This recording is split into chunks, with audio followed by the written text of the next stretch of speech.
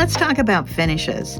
You know, if you don't do anything to the edge of your weaving when you're ready to take it off the loom, it's going to unravel. Just like when you buy fabric, those little strings that keep coming off the edge of your weaving, well, that's of the fabric. Those are weft threads that are actually just coming out. So you need to do something to keep the yarn in place. Of course, you can tie knots. You can do hem stitching. But there's also a technique called twining that you don't find in all books.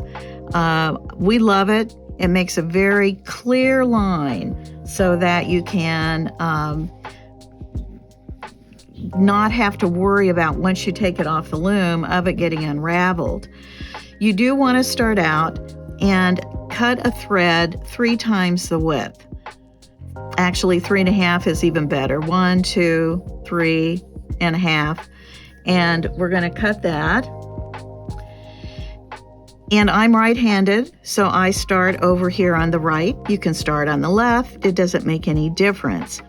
What we're going to do is twist between pairs of threads. So we're going to start over here with our length of yarn. And I'm using the red because I thought it would show better. But typically you use the outside edge color of your warp because ultimately it will dangle down into the fringe.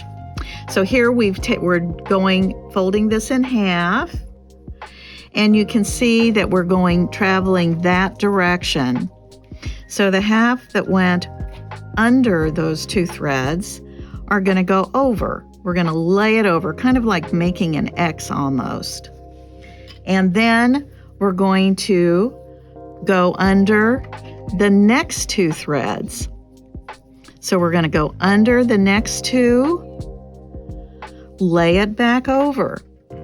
So we're making an X. You go under the next 2 threads and lay it over.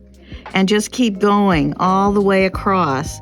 And you'll notice here that I'm not just trying to do it right down here. I'm pulling those 2 threads and I'm doing it up here where I have more space. So it makes it pretty fast once you get going. It's under 2 and cross it over. Some people ask, well, can you go over more or less number of threads? Yes, but if you go over every thread or under every thread, it becomes too bulky and it will make the edge ripple.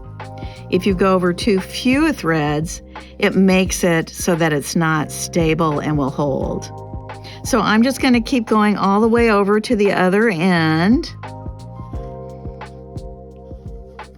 So it's under, cross.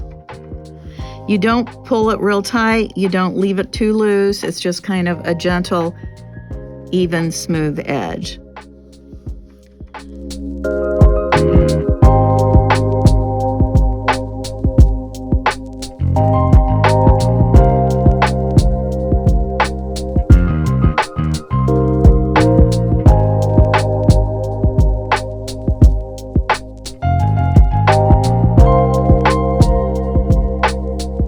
So now I'm getting here close to the end,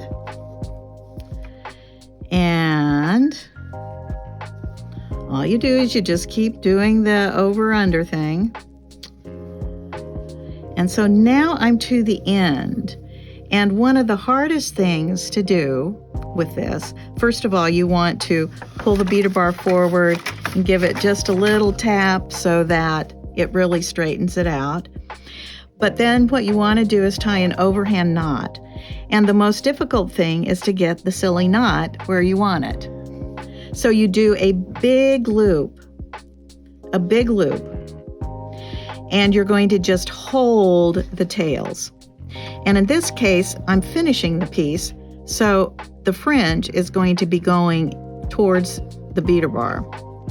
So here I'm going to pull back. I'm not pulling on this, I'm just holding right here, but I am pulling back on the big loop. And that way it's got the knot sitting where you want it to be. Then you just let go of that, put your thumb over that knot, and you pull it down, and it's right where you want it. That's perfect. Now you don't have to do anything when you take it off the loom. It's a finished piece except for trimming your fringe.